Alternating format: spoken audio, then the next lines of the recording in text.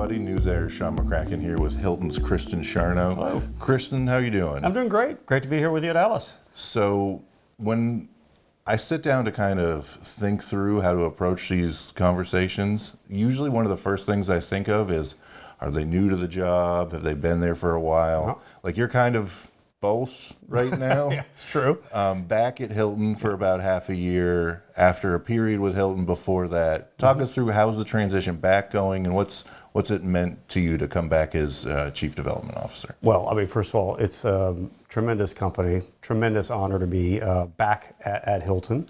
I spent almost a decade of my career at Hilton before going, as I call it, on sabbatical in the restaurant industry. Again, similar setup to Hilton, franchising, driving franchisee returns. They'll do more net unit growth and grow with you. But coming back to Hilton, look, it's the same company in all the great ways. Yeah. Number one place to work, tremendous culture, leadership under Chris. I mean, a lot of things that are consistent and I think have only gotten better with time. But it's also 50% bigger. Company, right? The growth has been phenomenal, and as I'm sure we'll talk about, the setup for that growth we think will continue to accelerate in the future.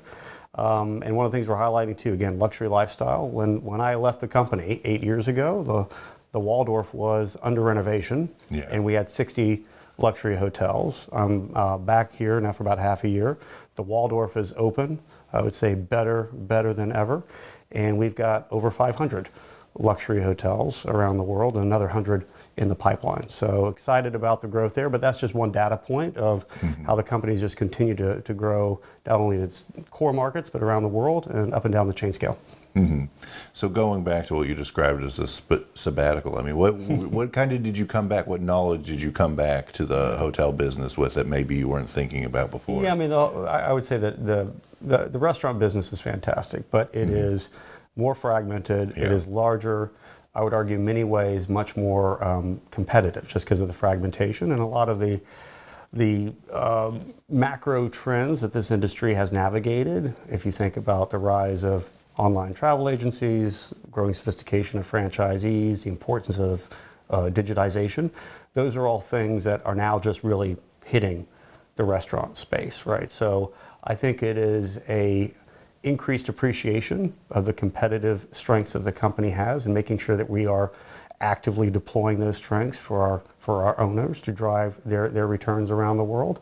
And I would say it's also that if you look at the individual pieces, right, that you're putting together at Inspire, the template for it in many ways was Hilton, right? Mm-hmm. We were aspiring to be a multi-brand, tightly integrated with commercial engines that drive out performance for franchisees and their returns and therefore their growth, right? So in many ways, what I learned there was kind of putting a Hilton together in a different space, which I think has given me a different perspective and I think appreciation for all the strengths we have. But also, I think we just can't sit as an industry and say it's all about top line. Top line is incredibly important, and that's what ultimately drives higher margins, but we need to use those scale benefits, and I think we have at Hilton, and we'll continue to lean in on how do we use supply chain, distribution savings, other things in the middle of the P&L to grow and maintain those margins and be smart about how we talk to our owners about allocating their capital to those things that guests really, really value and appreciate that drives those cash-on-cash returns for owners. So I think the experience of my sabbatical has deepened the appreciation of those returns and driving those for owners and leveraging the tremendous platform that we've built over the years at Hilton on that behalf. Now, it's not really hard to make the argument that the job you have is the most important at a brand company like Hilton. Obviously, net unit growth is kind of what drives the ship as far as the Wall Street investors and analysts are concerned, and that's pretty part and parcel for what you try to accomplish. Yeah. So beyond just the pressure of being that guy who has to deliver, I mean, You're making me incredibly nervous right now. But what do you do to kind of grow the pie at a point like this where construction is kind of still on the sidelines? Well, look, I mean, you saw the results that we put out today. I mean, we achieved 6.7% net unit growth. We opened 100,000 rooms, right? Nearly 800 hotels. And we talked about, we believe that we can do 6 to 7 net unit growth for the foreseeable future, right? And that's not just because of who sits in my chair, right? It's a collective effort across the entire enterprise that we're building and nurturing and furthering this network effect that drives these leading returns for owners. And if you also think about, 1 out of 5 rooms under construction in the world is going to be joining our system. And that's so that's 20. And that's off of a basis of right now our market share is 5%. Yeah. Right. So you think about the ability to grow that 5% to 6, 7, 8, whatever it may be, plus the addressable market globally. If you think about middle class formation, the propensity of folks to travel more and more, the pie is growing, right? So taking a larger and larger share of a growing pie, and the fact that everything we do, we get the benefit and development of, as I say, going in and selling all the great work that we do across the company to make customer preferred brands that drive leading owner returns. I'm not saying our job's easy. It's a lot of work that goes into it, but it's not all about me or who sits in this chair or who's in the development team to do that. It's a team effort. And as we talked about in our release today, the results speak for themselves. You look at our pipeline, it's the largest in our history. If you look at, we've never had more rooms under construction in our history, and we're leading the industry on that and our rate of growth, right? So that's got to be more. I just got here, so it's got to be more than just what's going on in development. It's a team effort, and we like the team and we like the setup. So you kind of hinted at it a little bit there, but geographically, obviously, there's more opportunities in certain parts of the globe. I mean, where are you getting the most excited right now? It's everywhere. Right? It's we talk about we are deploying new brands where owners tell us they want to develop, or where guests tell us they want a specific product, but that's not where the growth. I mean, there's growth coming from that clearly. I mean, look at Home2, and during my first tour at Hilton, worked on launching that brand. We've got 800 of them, and another 800 or so in the pipeline, right? So there's growth, right, in our existing core brands, and if you look at where we deploy those brands into new markets around the world, there's growth there, and we're launching new brands. So if you think about where you're excited, it's the kind of bit, if you're going to grow at 6 to 7% NUG, it's got to be up and down the chain scale and everywhere. But as I highlighted earlier, a big part of that growth has been on the luxury lifestyle side of it, where again, if you look at where we ended the year, we have now 1,000 hotels in that segment. And if you think about the 800 hotels that we opened this year, a quarter of them were in the luxury lifestyle segment. So that's something to be excited about, because clearly that's a segment that our customers want to be in, and our growth there is, I think, pretty extraordinary. So what do you do to kind of continue to grow in luxury and lifestyle, knowing that it's part of it has to be unique, it has to be catered service? Like, how do you kind of scale that effectively? Well, I think it's, first of all, understanding that lifestyle by its definition one brand can be polarizing, right? It's making a statement on design and service offering that might be appealing to some folks that frequent the Hilton system, may be less relevant to others, but that uniqueness drives more affinity and furthers our network effect. So it's being thoughtful about, when we say lifestyle, it's just not, it's another version of an existing brand. It actually has a design ethos and offering that is unique to customers. I would say that on the lifestyle side. On the luxury side, again, it's, we've been doing this the old-fashioned way, organically, one hotel at a time.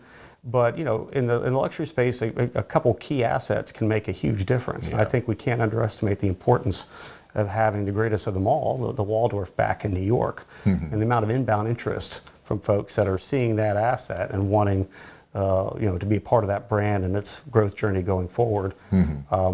That's been exciting too. But at the end of the day, again, it goes back to what I was saying. Regardless where you are on the chain scale, what segment you're on, you've got to be driving that leading return for owners, right? They want the return on that investment, regardless of where in the chain scale they're building or where they're building. Yeah.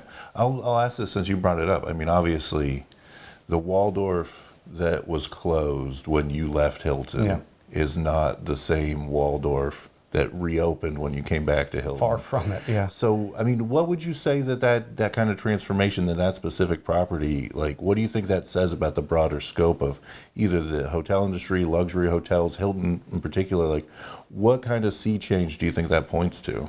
I mean, obviously a smaller box and all. Look, I think, well, first of all, it's a much smaller hotel. Yeah. Right, so a 1,500 key luxury hotel, given the realities of labor and other input costs doesn't make sense, right? So shrinking it down to a hotel where it does make operational or economic sense was a big part of that. Another big part, and we've launched, apartments brand, we have branded residential as a strategic focus now, is now residential, which again, folks more and more want not just at that price point in that brand, but it also helps pencil projects like that. So if you think about the luxury hotel that was the Waldorf, when it was like the first with, think about all the innovations there that hotel had when it was the biggest in the world, and how it's been repurposed. I think it's indicative of the economic model that in many markets is required for luxury to work. But also it's indicative, if you think about the amount of money that was invested, resources invested in that. A significant amount of money. That customers not only are,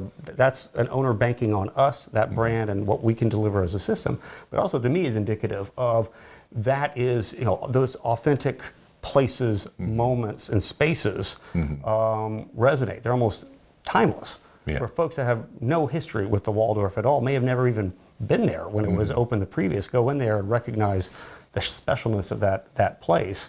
Not only, it's heartening to me that, a generation or two down, or many generations from that hotel opened, so when we appreciate the business, we're around the business, the history of it in particular, but that specialness of that place resonates, right? And I think that is, key to certain points of hospitality, particularly on the luxury side.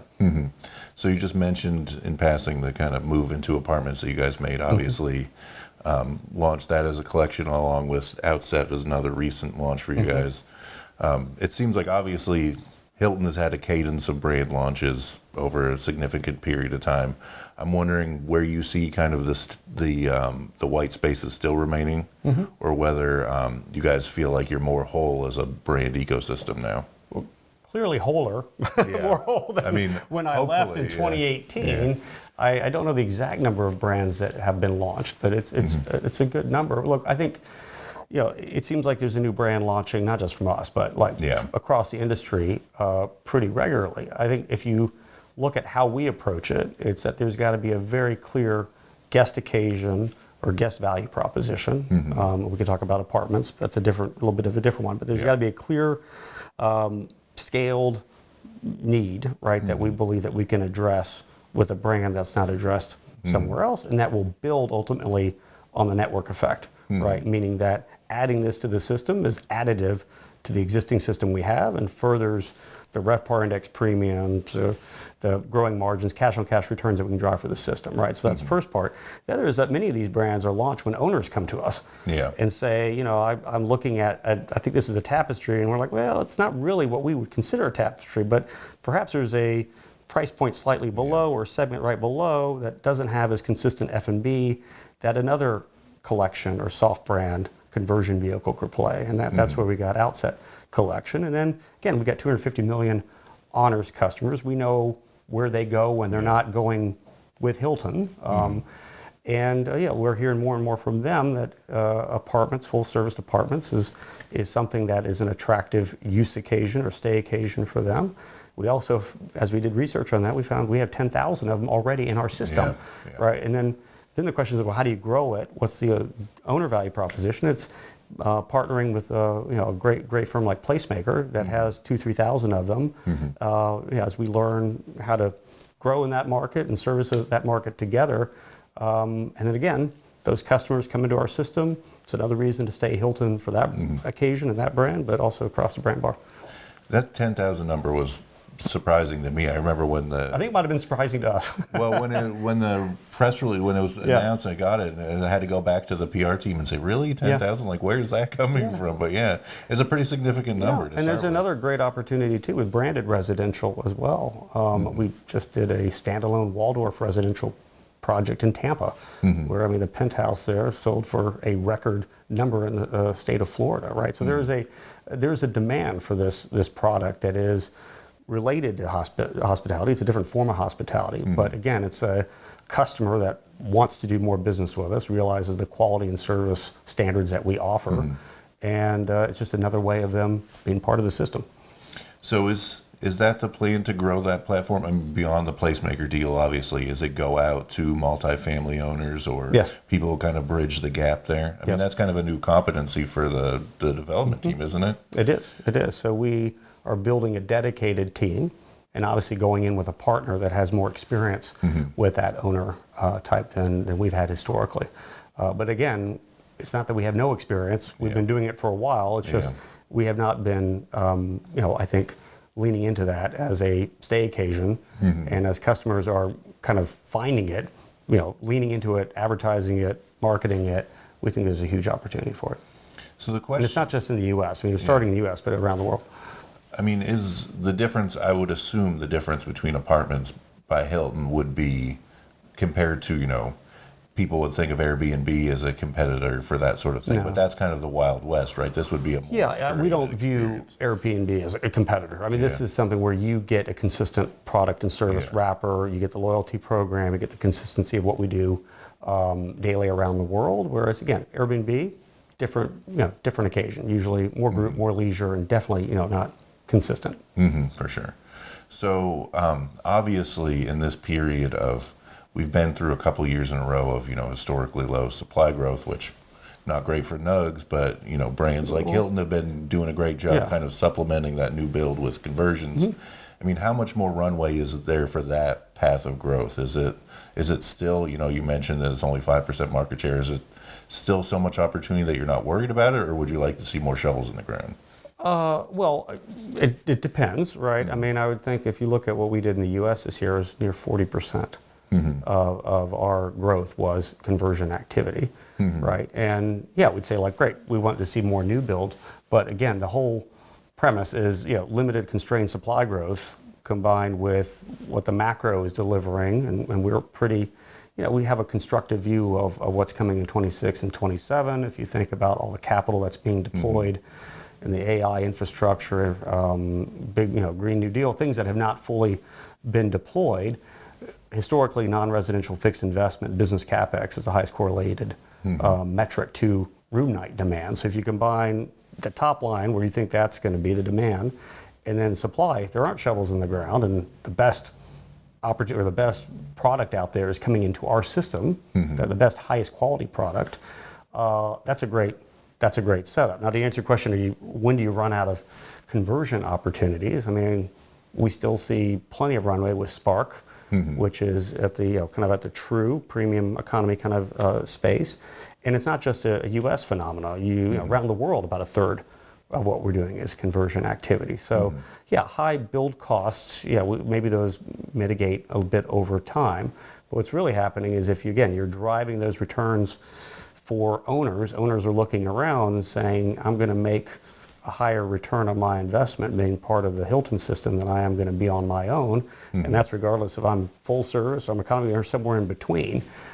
We think that net, that's a good story for us, and there's plenty of opportunities as we continue to be disciplined on only bringing quality product. I think that's key.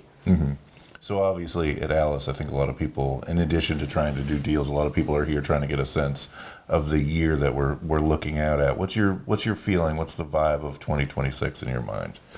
Better than 2025? I think we're going to have a weather lap issue from this week. That's the thing. Most people are talking about getting snowed in, but Look, I think for a lot of the reasons, I mean, is it going to be explosive growth in 26, 27? We'll see. I mean, we feel good about our story and the net unit growth, both for this year and going forward. But I would say it's muted enthusiasm. I think hotel folks are enthusiastic or optimistic by nature.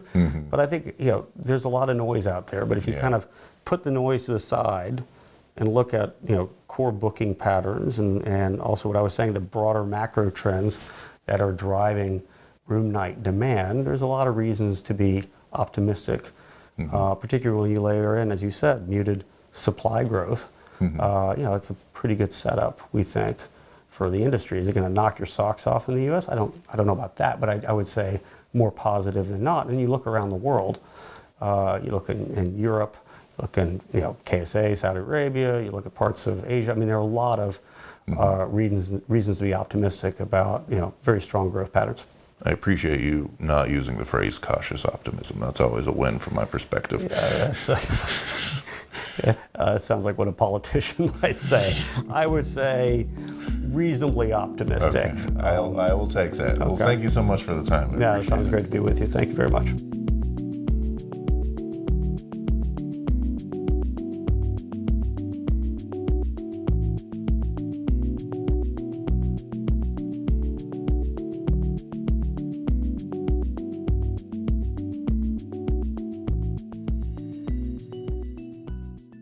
Hello, I'm Luke Haynes, People Newsletter Editor CoStar News, and the host of Top Credentials, a monthly podcast exploring the colourful careers of those working at the top of UK commercial real estate.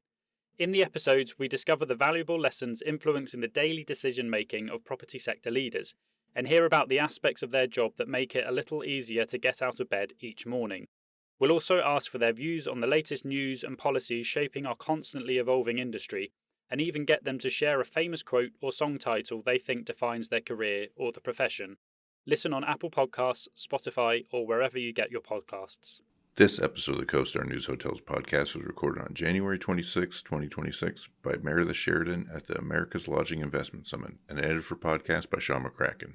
Head to costar.com/hotel news for more coverage from that event and more. You can find all of our podcasts on Apple, Spotify, YouTube, or your platform of choice.